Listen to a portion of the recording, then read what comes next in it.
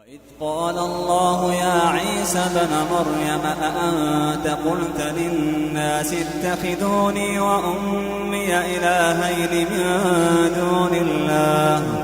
قال سبحانك ما يكون لي أن أقول ما ليس لي بحق إن كنت قلته فقد علمته تعلم ما في نفسي ولا أعلم ما في نفسك إنك أنت علام الغيوب ما قلت لهم إلا ما أمرتني به أن اعبدوا الله ربي وربكم وكنت عليهم شهيدا ما دمت فيهم فلما توفيتني كنت أنت الرقيب عليهم وأنت على كل شيء شهيد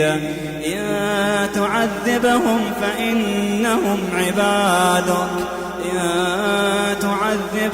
فإنهم عبادك وإن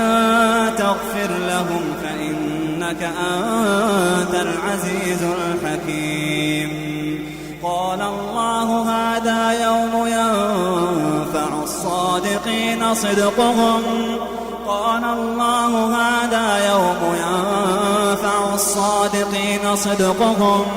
لهم جنات تجري من تحتها الأنهار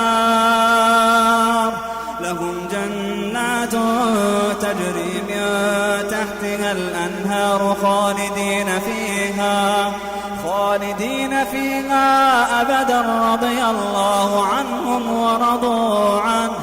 ذلك الفوز العظيم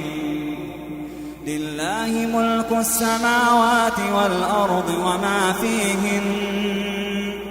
وهو على كل شيء قدير